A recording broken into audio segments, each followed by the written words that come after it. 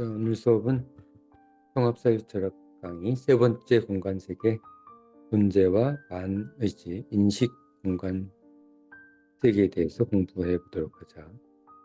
이 세 번째 공간세계는 우리 인간이 가지는 무력한 공간, 인간의 무력 공간, 인간의 무력 존재에 해당하는 그런 세계가 됩니다. 존재 반의지, 인식 공간 세계.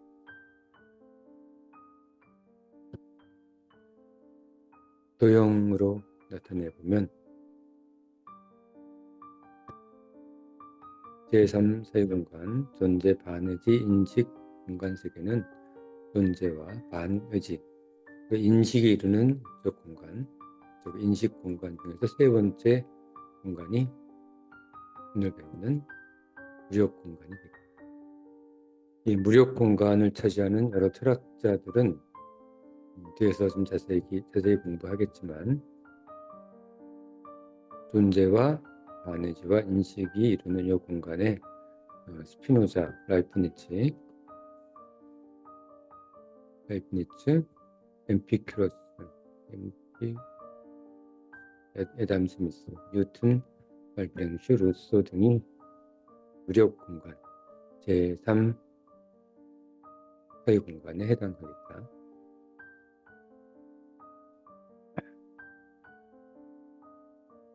이 철학자들의 생각은 뒤에서 다시 한번 생각해 보겠습니다. 자, 우선 엠피리쿠스는 진리 판단의 유보와 무관심은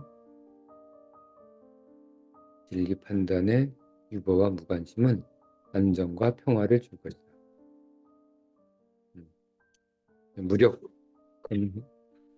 우리 인간의 모습을 보여줍니다. 애담 스미스는 자신의 이익을 위한 삶을 목적하지만 그 삶 속에서 의도하지 않은 보이지 않는 손이 세상을 풍요롭게 바꿀 수도 있다. 인간이 아무리 무언가 똑똑한 척해도 인간 세상을 이끌어가는 것은 인간의 힘이 아니라 보이지 않는 손에 의해서 간단한 이런 경제적 해석조차도 인간이 다다를 수 없는 힘에 의해서 결정됨을 보여주고 있다. 뉴턴은 우주는 보편성을 가진 물리적 원리에 의해서 지배된다고 주장했고, 말브랑슈는 우리 인식은 신 안에 있는 관념을 외계에서만 성립할 수 있다.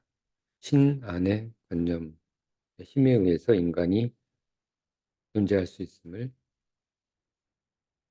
성찰하고 있고, 루소는 자유롭게 태어났으나 이기적 전체 의지의 사실에 묶여 강요된 불평등이 발생한다. 인간의 이기심, 인간의 사악함에 의해서 인간은 그 스스로 불평등의 세계로 빠져들어감을 루소는 성찰했다. 스피노자는 우주에는 신과 같은 하나의 실체만이 존재한다고 얘기해서 그 우주 전체를 하나로 보는 그런 실체에 의해서 인간이 지배됨을 이야기하고 있었고, 라이프니츠는 우주는 개별적, 무한적, 심리적 실체, 영혼들로 독립적으로 구성되어 있다 라고 얘기하면서 인간의 힘의 한계를 나타내고 있었다. 이 각각의 철학자들에 대한 위치 선정은 사람마다 좀 달라질 수 있고, 여러분들이 공부해 가면서 선생님이 위치시킨 그런 제3 사유 공간이 아닌 다른 사유 공간에 위치시킬 수 있음을 알고 자기 스스로 판단해 보는 것도 좋을 것 같다. 자, 그러면 다음으로 넘어가서 제3 사유 공간에 대한 정의를 한번 해보자. 제3 사회공간에 대한 정의. 음, 우리는 제3 사회공간에서 아무것도 의지하지 않는 실체를 경험한다. 아무것도 의지하지 않는 실체. 우리 나 자신의 존재는 아무것도 의지하지 않으려고 하는 그런 존재가 있다는 거야.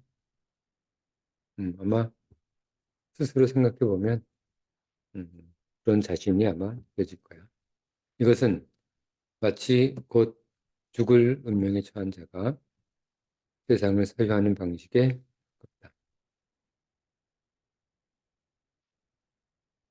그는 오직 존재하는 것을 존재하는 것으로 인식하고 있는 것을 인식하기만을 희망한다.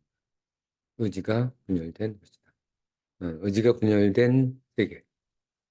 그로 인해서 의지가 분열된 존재가 세 번째 공간 세계, 세 번째 공간 존재, 무력 공간, 무력 존재가 되겠다. 좀 더 구체적으로 조금 알아보면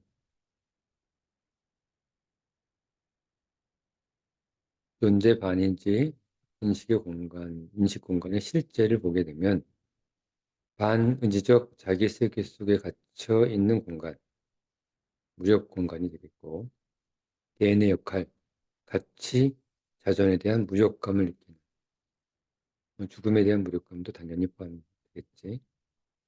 그리고 의지의 분열 공간, 의지의 분열.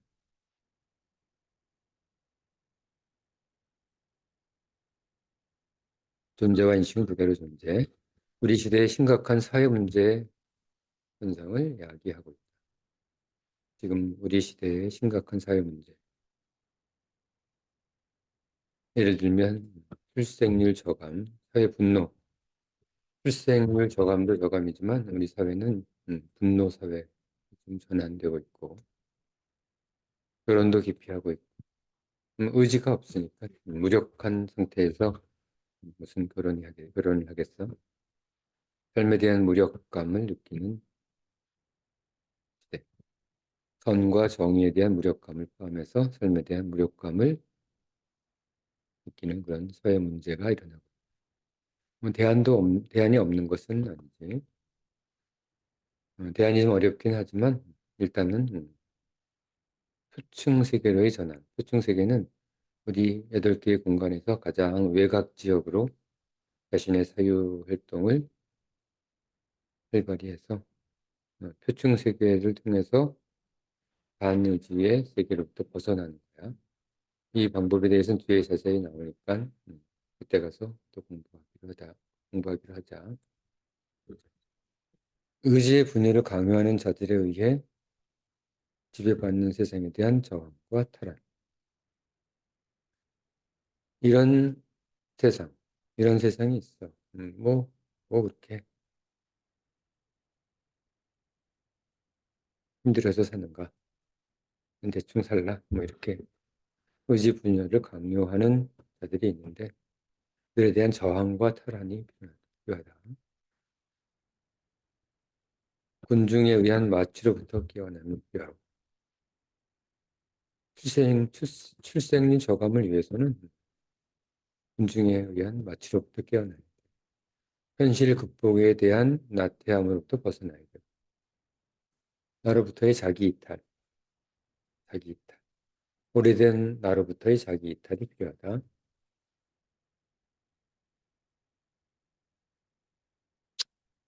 그리고 자기 이탈에는 몇 가지 종류가 있는데 이론적 자기 이탈, 다원적 자기 이탈이 필요하고 이것도 뒤에 나오게 될 거예요. 진리와 가치 혼돈 시대 전환을 위한 그에 합당한 투쟁이 필요하다. 저절로 되는 건 없고 투쟁을 통해서 반의지적 분열 세계에서부터 벗어날 수가 있는 거야. 그리고 의지 완결 연습을 해. 쉽고 간단한 미션 완성 과정, 그리고 그림 그리기, 문장 옮겨 쓰기 등 뭔가 내가 할 수 있는 것들을 자꾸 수행해서 의지 완결 연습을 해야 된다. 그리고 혁신적 사회보장 국가를 지향해야 돼. 정치적으로는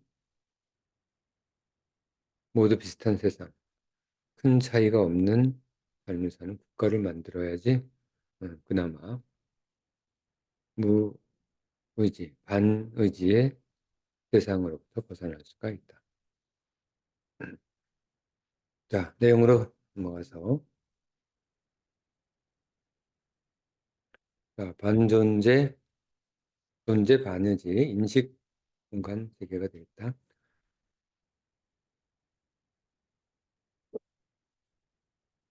모든 공간 세계는 세계의 평면 세계와 접하면서 공존한다. 그렇지? 세계의 평면이 접해져 있다. 그림으로 나타내면 여기서 지금 이 공간이잖아. 이 공간은 이쪽 존재와 반의지의 평면, 인식과 존재의 평면, 인식과 반의지 평면이 접해 있는 그런 상태가 되겠지. 이때 각 평면 세계는 자신의 개념적 선형 세계들과 외부로부터의 영향으로 기본 평면을 구성하게 되고 이를 공간화시키는 것은 자신, 즉 사유 주체의 역할이다. 내가 내 존재, 공간 존재를 만드는 것은 공간 세계를 만드는 것은 내가 만든 거야, 내가 만든 내 사유가 사유 주체에 의해서 만들어진 것이다. 일반적으로 외부 자국은 인간에게 즉시 평면 세계를 구성하도록 한다. 그렇겠지? 어떤 외부 자극이 오면 저 존재가 무엇이지? 하고 예를 들면 이게 눈앞에 딱 나타나면 저 존재가 무엇이지? 저 존재의 세계, 존재 선형 세계, 무엇이지? 라고 생각하는 그 인식하고자 하는 그런 형태. 그러니까 존재와 인식으로 구성되는 평면 세계가 바로 외부 자극으로부터 구성된다. 이 평면 세계로부터 자신의 사유 공간을 구성하는 것은 자신의 선형 사유 세계를 어떻게 구성하는지에 의존한다. 자신의 사유 공간, 평면으로부터 공간으로 변화하는 것은 자신의 선형 사유 세계를 어떻게 구성하는지, 음, 의지를, 의지로 작용할지, 반의지로 작용할지. 예를 들어, 존재에 대한 반의지가 자신에 적용되었을 때 그것을 어떻게 인식 또는 반인식 선형 세계의 선택에 따라 되겠지? 어떻게 공간화하는지에 따라 자신의 삶의 공간이 서로 다르게 결정된다. 이와 같이 외부 자극에 외부 자극이 존재하면 우리 평면 사이로부터 공간 사이를 시작하게 되면 그치? 이 공간 사이로부터의 이탈은 외부 자극으로부터의 도피, 평정을 말하겠다. 철학적으로는 평정 상태가 되겠다. 도피로부터 일부 성취 가능하다. 우리는 자신의 어떤 자극이 생기면 이 자극에 의해서 평면 세계가 탄생하고 이 평면 세계에서부터 공간 세계가 자연적으로 나타나는데 공간 세계로부터 평면 세계, 평면 세계로부터 선형 세계로 가기 위해서는 정신적 평정이 큰 역할을 하게 된다. 공간적 사유로부터의 이탈은 공간적 사유로부터의 이탈은 사유 영역의 급격한 축소를 야기하지만 공간으로부터 평면이 되니까 평면으로부터 선형이 되면 사유 영역의 급격한 축소를 야기하지만 그럼으로써 사유 집중화를 성취할 수는 있다. 한쪽으로 집중화될 수 있겠지. 그러나 평면 사유, 이 집중화로 진리, 선, 아름다움이 모여 함께 존재하는 인간 정신, 표층 세계로의 도달은 매우 어려우며 표층 세계는 아까 사유 공간에서 가장 외곽 세계를 말하는 거야. 오히려 대부분 급격한 사유 세계 축소를 이야기한다. 집중화가 되면 평면 세계와 선형 세계화 되면 평면 세계는 외부 세계에 의해 쉽게 영향을 받게 되고 그래서 불안정하고 주문한정 사유 상태가 되는 거야. 주문한정 사유 상태. 평면 세계. 언제든지 다른 상태로 바뀔 수 있는 그런 상태가 됩니다. 표층 세계는 모든 사유 공간 세계의 극한적 최외곽 평면으로 사유를 통한 인간 삶의 총체적 세계가 조망되는 세계이다. 가장 외곽에 있기 때문에 자신의 사유 공간 존재, 사유 공간 세계가 조망되는 세계가 됩니다. 표층 세계에서는 모든 삶의 공간 세계가 자연스럽게 통일된다. 이런 구가 있으면 구에서는 서로 경계가 없게 되지. 그래서 표층 세계로 가게 되면 우리는 29개 우리의 기본 선형 평면 공간 세계가 하나의 공간으로 통일된다. 이는 후기, 통합사유철학 후기, 맨 나중에 이번 통합사유철학 강의 편 맨 마지막에 후기에서 조금 더 자세히 우리 생각해보자. 실체와 인식에 대한 실체와 인식에 대한 의지가 분열된 반의지 상태에 주목하면 의지가 분열된 반의지 상태 의지 반의지 선형세계에서 기술하는 바와 같이 모든 존재와 인식에 대한 의지의 분열은 우리 시대가 겪고 있는 심각한 위기 상황을 현시한다.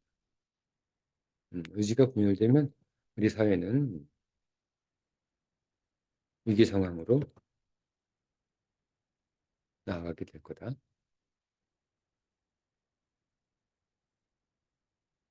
자, 이 위기가 극복되지 않는 한 인간은 쇠락을 향해 나아갈 겁니다. 분열된 의지의 세계 속에서 존재는 그것이 어떠한 실체이든 그 의미가 상실되며 단지 존재할 뿐이다. 분열된 의지 세계 속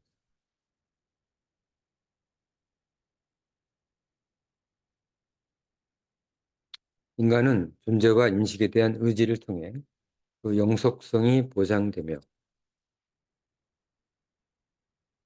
이것이 분열됨으로써 삶의 세계는 파괴된다. 인식은 모든 분열 상태로부터의 일시적 탈출을 가능하게 한다.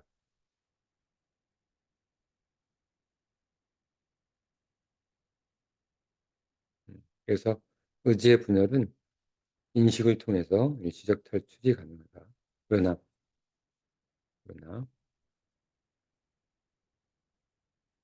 그 영속성은 의지를 통해서만 성취 가능하다. 그렇겠지. 자, 다음 인간의 영속과 발전에 대해서 생각해 보자. 인간의 영속성과 발전은 인간이 영속적인 발전을 위해서는 존재와 인식의 세계가 구성하는 순수 이성의 세계에 의존하는 것이 아니라 인간의 존재와 인식에 대한 의지작용을 통한 삶에 대한 자유의지에 기인한다. 영속성과 발전은 어디에 존재한다고?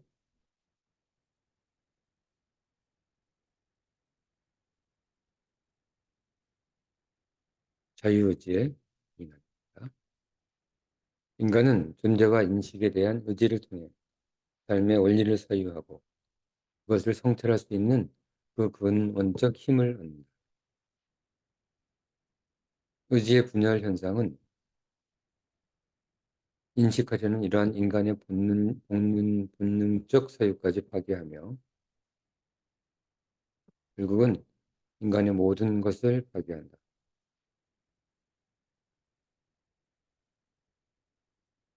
자, 그래서 우리가 의지 분열 현상에 빠지지 않도록 자신의, 자신의 개인적 존재 또는 우리 사회가, 우리 공동체가 의지 분열 현상에 빠지지 않도록 우리는 주의해야 한다.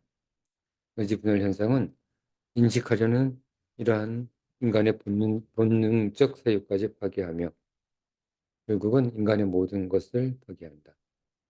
반의지의 세계에는 의지하지 않으려는 상태가 아니며 근원으로부터 이미 의지하지 않는 상태, 즉 자기의 부정이 아니라 이미 의지가 분열된 상태이다. 의지의 부정과는 다릅니다. 의지가 줄어드는 것이 아니라 의지가 완전히 분열돼서 반의지 상태로 되는 게 의지의 분열 상태가 되는 거야. 우리는 제3 사회 공간에서 아무것도 의지되지 않는 실체를 경험한다. 아무것도 의지되지 않는 실체. 이것은 마치 곧 죽을 운명에 처한 자가 세상을 사유하는 방식에 가깝다. 죽을 운명을 가진 자가 세상을 사유하는 방식. 그는 오직 현재 존재하는 것만을 존재하는 것으로 사유하고 현재 인식하고 있는 것을 인식하기만을 희망한다. 의지가 분열된 것이다. 지금 우리 삶은 의지의 분열을 강요받는 사람들에 의해 지배받고 있다. 힘 있는 사람들. 힘 있는 사람이 정해진 건 아니야. 누구나 힘 있는 사람이 되고 그 힘 있는 사람이 가지는 세상을 보는 관점, 세상을 대하는 태도가 바로 우리 삶을 망가뜨리고 있다. 누구도 힘 있는 사람, 권력자, 힘 있는 자가 뭐 부가 있는 자, 힘 있는 자가 될 수 있고 힘 있는 자가 되면 우리 사회가 이렇게 바뀌어 버리는 거야. 그래서 그 사람이 힘 있는 자가 되면 그 사람이 우리 사회의 영향으로 그렇게 바뀌어 버리는 거야. 그것은 그 사회가 그 공동체가 가지는 철학에 의해서 결정됐다. 그래서 우리 한국 사회는 아직도 많은 시간이 좀 필요하다. 힘이 있어도 다른 사람의 의지의 분열을 강요하지 않는 그런 철학적 배경을 가지기 위해서는 많은 시간이 좀 필요하리라고 생각이 든다.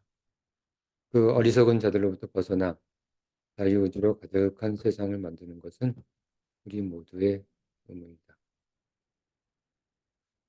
우리 모두의 의무이다.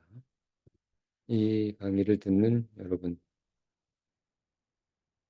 이렇게 어려운 이렇게 어려운 강의를 만약에 열심히 듣는다면 듣는 이유가 있을 것이고 이 어려운 강의를 듣는 여러분들은 이 세상을 의지의 분열로부터 벗어나게 하는 의무가 있는 거예요. 물론 이는 인류 역사상 대규모, 대규모 집단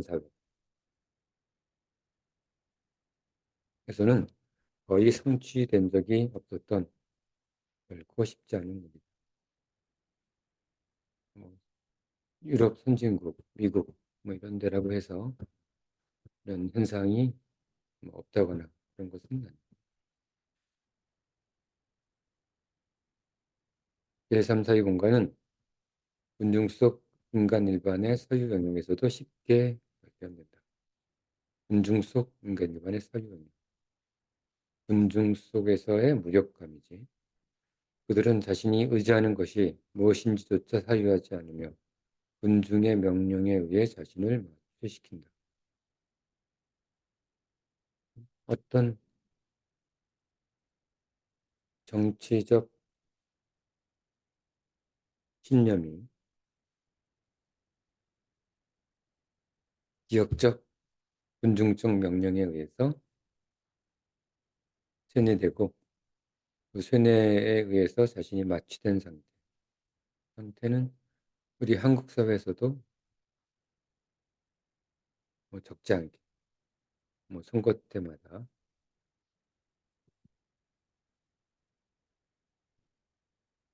깊이 그 모습을 드러내고 있다. 이 군중들로부터의 도피, 필요성에 대한 인식은 이미 100년의 역사를 가지고 있다. 여러 철학자들이 이미 100년 전서부터 이 위기를 이야기하고 있어. 선생님도 지금 이 위기를 얘기하고 있고.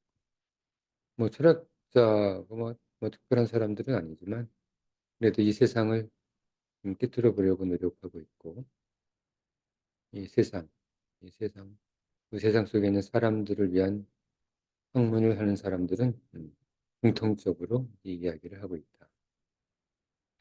하지만 아직도 사람들을 설득하고 변화시키는 데 성공하지 못하고 있다. 그렇게 아직 더더욱 위대한 철학자가 나타나다.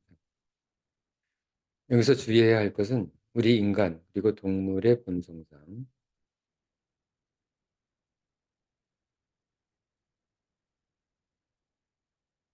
자연스럽게 반의지가 존재와 인식 평면과 구성하는 제3세의 공간, 무력 공간이죠. 무력 공간, 무력 존재, 제3세의 공간으로 자신의 사유와 삶을 구성하려 하는 숨어있는 경향이 있다는 것이다. 그러니까 주의할 거죠. 이렇게 거기서 위기를 느끼는데도 불구하고 실제는 사람들이 그런 본능이 있다는 거야. 무력하게 자기 자신이 숨어버릴 하는. 우리의 나태함은 모든 본성에 앞서. 나태함, 편해지고 싶은 거야. 편한 것이 자유라고 착각하고, 편한 것이 행복이라고 생각하는 그 착각 속에서, 노예적 착각이지.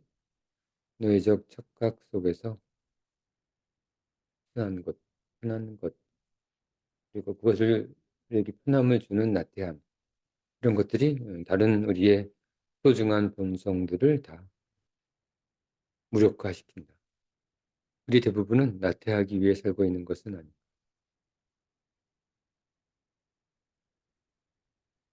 여러분들도 잘 생각해 봐.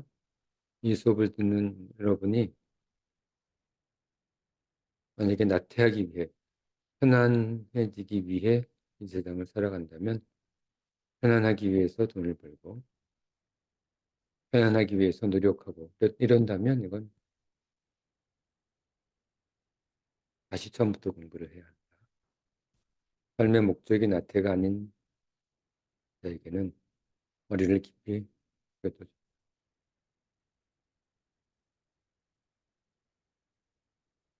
우리는 사람들에게 나태한 본성을 멈추기 위한 도피처가 필요하다.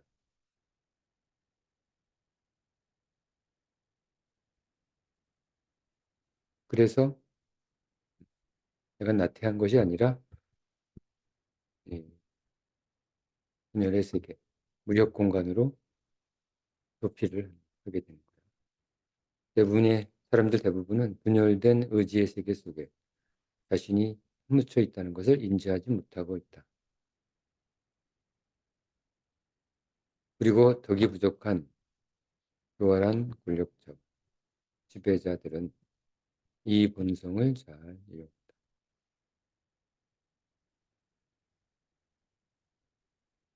이런 교활한 권력자와 지배자들, 힘 있는 사람들에 의해서 우리가 이용당하면 안 되겠지.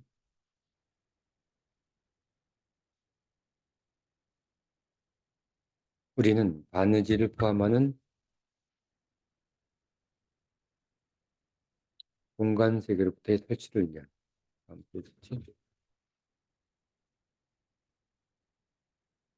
인식이라는 문을 스스로 가지고 있다. 그러니까 바느지 공간, 무력 공간에 있긴 하지만 탈출할 수 있는 인식이라는 문을 갖고 있다.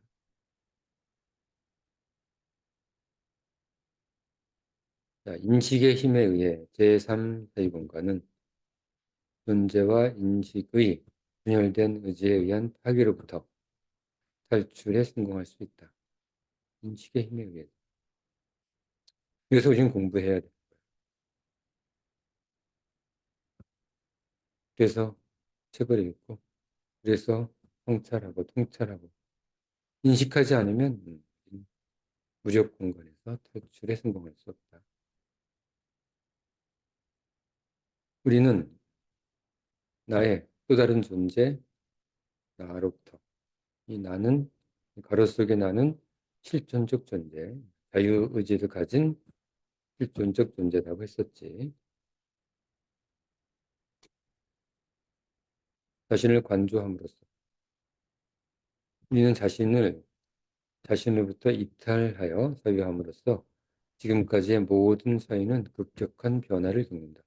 나로부터 나는 떨어져 나와야 돼.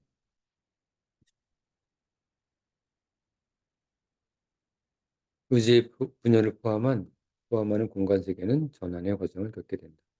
나로부터 자신을 딱 떨어뜨려서 나 자신을 볼 수 있어야지만 의지 분열 공간, 무력 공간으로부터 벗어날 수 있다. 이는 분열을 인식하는 또 다른 나의 작용을 근원으로 한다. 우리는 이 과정을 자기 이탈을 통한 사유 공간의 전환이라고, 자기로부터 떨어져 나와서 자기를 바라봄으로써 의지의 분열로부터 벗어날 수 있다는 거야. 자신을 둘로 나누어 나와 나. 나는 그냥 보통의 나고, 나는 자유의지를 가진 둘로 나누어 구분 사유하는 연습은 종합사유 철학의 이해를 위해 중요한 과정이 됩니다.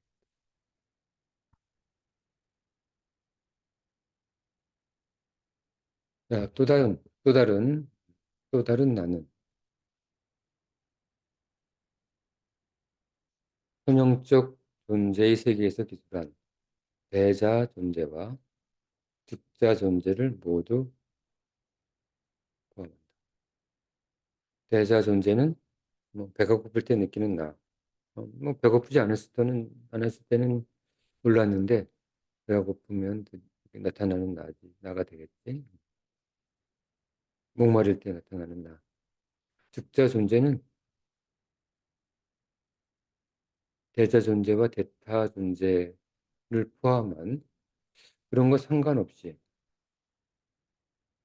나는 대타 존재를 통해서 선생님이 됐다가 학생이 됐다가 뭐 부모가 됐다가 자식이 됐다가 왔다 갔다 하는데 그런 대타 존재, 대사 존재와 무관하게 존재하는 진짜 변하지 않는 나. 난 어떨 때는 배고플 때 느끼는 나와 목마를 때 느끼는 나, 뭐 이렇게 간지러울 때 느끼는 나 그런 것들하고 왔다 갔다 변하는데 변하지 않는 정말 실체, 그게 대자 존재가 되겠다. 자, thực 존재를 모두 포함한다. 이를 발견하기 위해서는 평정과 인식을 전제로 한다. 평정하지 않고 인식하지 않으면 실정적 존재, 나로의 접근은 불가능하다. 하지만 보려고만 하면 곧 발견되기 때문에 결코 깊이 숨어 있는 것도 아니다. 안 보려고 해서 그렇지 나 자신이 절대로 못 찾는 그런 정도는 아니라는 거지. 자기 이탈을 위해서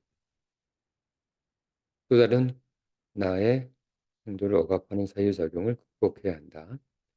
나의 창조를 억압하는 것은 바로 지금까지 삶을 만들어온 오래된 나이다.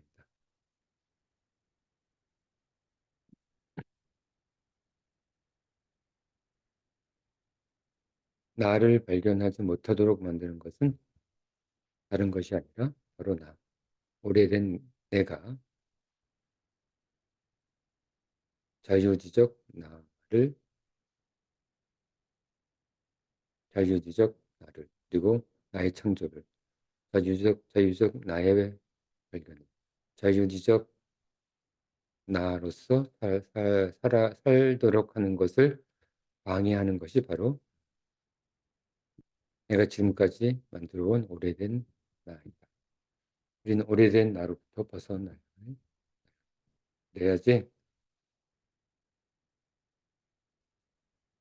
반의적, 반의지적 무력 공간에서 벗어날 수가 있는 거야. 조금 더 사유하면 또 다른 나는 규정될 수 있는 것이 아님을 직감할 수 있다. 계속 변한다는 거야. 뭐 하나로 규정되면 그게 이미 자유지적 나, 실존적 나가 아니라는 거다. 지금까지의 나 자신을 전부 부정하기는 쉽지 않다. 오래된 나를 전부 부정하기는 어렵겠다. 이를 위해서 나는 무엇으로 구성되어 있는지, 진짜 나, 실존적 나는, 그리고 실존적 나는 무엇인지에 대해서 우리는 깊이 생각해야 돼. 이 수업을 듣는 여러분들은 선생님 수업 과정에서 실존적 존재에 대해서 수없이 많이 들었을 거야. 뭐 들어도 또 들어야지. 자, 이는 어렵고 상당한 지면을 외운다. 실존적 나에 대해서 알려면 는 다른 책을 한번 찾아봐. 실존적 나에 대해서 기술한 책들이 있으니까 그걸 보게 되면 실존적 존재가 어떤 건지 알 수 있을 거다. 이건 뭐 실존의 조건이라든지 존재, 나에 대하여라든지 제목이 좀 바뀌어가면서 출판되고 있으니까 참고해서 보기 바랍니다. 존재, 나라는 단어 속에 숨겨져 있는 존재, 나라는 단어 속에 숨겨져 있는 끝없는 의문에 대한 탐구는 지금까지의 나를 더욱 나아있도록 할 것이다. 그렇겠지? 자, 자기 이탈. 자기로부터 떨어져서 발생되는 나로부터, 새로운 나로부터 나를 쳐다보는 형태의 자기 이탈이라고 했었지. 자기 이탈은 평면 세계를 통한 사유 공간의 전환과 더불어 사유 전환의 중요한 요소. 두 사유 전환의 차이는 사유 이탈을 통한 사유 세계의 전환이 인간의 자주적 특성을 가진 거면 후자는 평면 세계를 통한 사유 공간의 전환이지.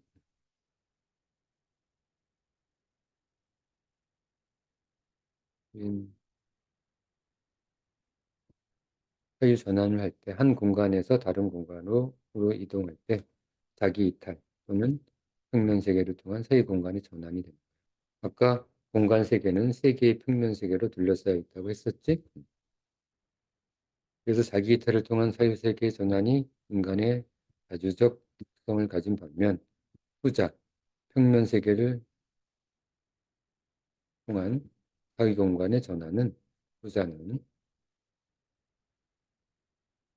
우리의 자주성과 무관하게 사유의 전환이 야기된다는 것이다.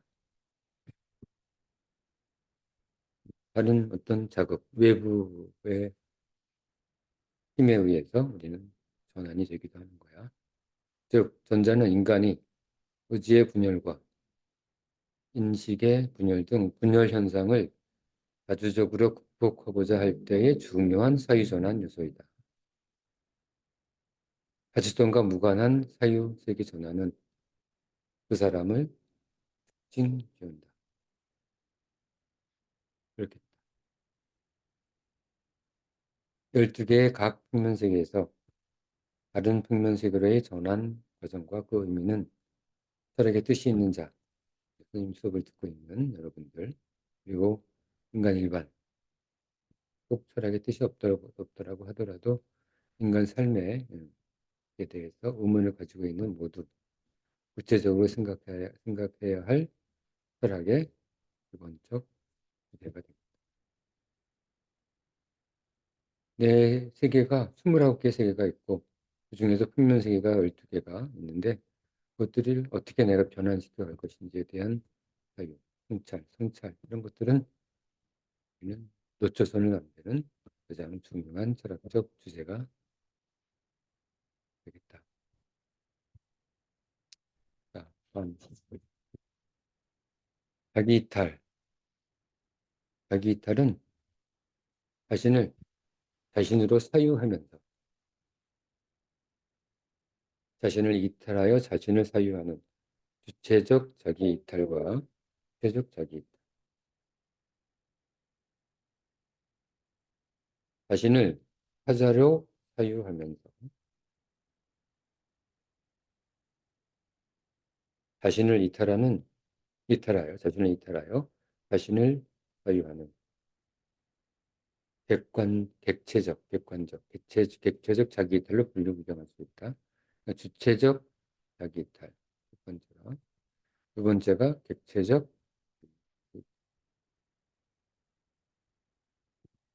하나는 자신을 자신으로 사유하면서 이탈하는 것. 두 번째는 자신을 타자로 사유한다. 나는 내가 아니고 다른 사람으로 딱 생각하면서 이탈하는 것. 두 가지로 분류. 그리고 주체적 자기 이탈과 객체적 자기 이탈은 자신을 사유하는 그 주체와 객체의 수에 따라 이론적 자기 이탈과 다원적 자기 이탈. 그렇겠지?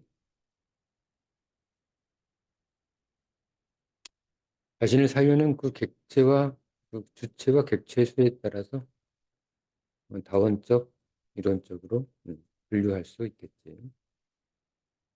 이론적, 주체적 자기 이탈은 오랜 사유를 통해 성취되는 대표적 자기 이탈이다. 가장 대표적인 자기 이탈 방식이야. 진정한 자기 이탈은 자신의 모든 사유세계가 자신으로부터 이탈된 또 다른 나에 의하여 성취되고 이는 나와는 또 다른 나와는 다른 또 다른 나라는 사유 주체의 창조를 필요로 한다. 그 다음에 이번에는 다원적 자기 이탈은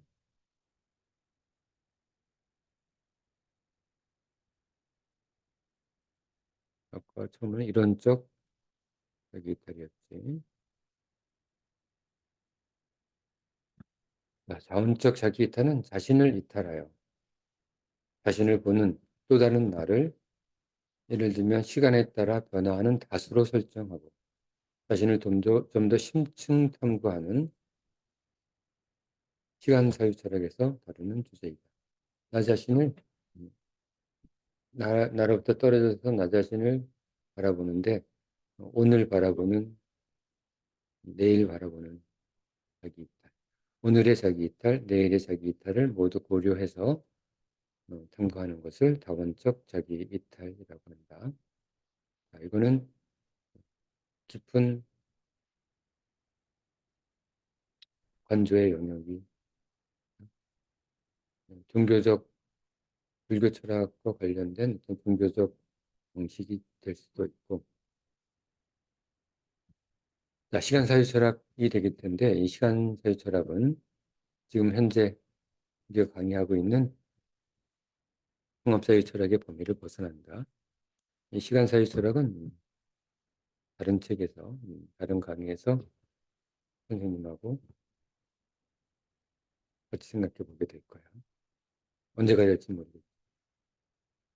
제3 사유공간, 존재, 반존재, 인식공간 세계는 회의론자인 엠피리투스가 기원한다. 그는 진리에 대한 무관심으로 안정과 평화를 얻을 수 있다고 생각했다. 진리에 대한 무관심. 이 무력감으로 이는 인간 일반의 반인지적 무력을 위로하고 있다. 그리고 스피노자는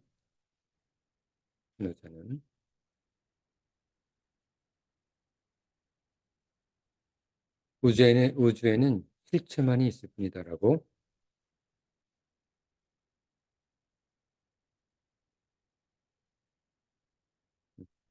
하면서 존재 앞에서 인간 의지의 무력을 통찰했다. 인간 의지의 무력. 천재적 철학자로서는 자유를 억압하는 전체 의지의 쇠사슬, 음, 쇠사슬 속에 집단 무의식 포함이 된다. 전체 의지의 쇠사슬에 의한 불평등을 강요받는 개인의 무력을 계몽하였다. 개인의 무력. 우리 인간 정신 역사 속 무력은 때때로 허무주의로, 계몽주의로, 때때로는 사회과학적 시선으로부터 이렇게 계속 보정받고 있다. 제3 사이 공간은 마지막 제3 사이 공간은 순수 이성이 억압, 분열되는 공간이기도 하다. 순수 이성은 존재와 인식으로 구성된 평면이 되겠다. 순수 이성이 존재와 인식의 평면이 억압 분열되는 공간, 반의지화되는 공간.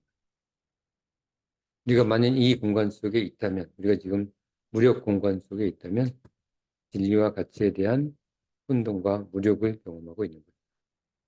그래서 이 공간을 진리와 가치에 대한 무력 공간이라고 선생님은 정의한다. 자신이 어떤 가치를 위해서 살아야 하는지, 무엇을 위해서 살아야 되는지에 대한 무력감을 느낀다면 지금 자신이 제3 사회 공간, 제3의 존재에 갇혀 있다고 생각하면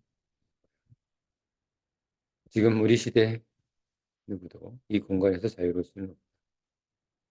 우리는 이해링의 주장, 권리를 위해서는 그에 합당한 투쟁이 필요하다는 그런 주장을 하고 있는 이링에 대해서 우리는 동의해야 한다.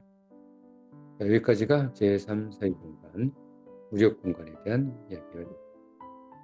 이거를 조금 더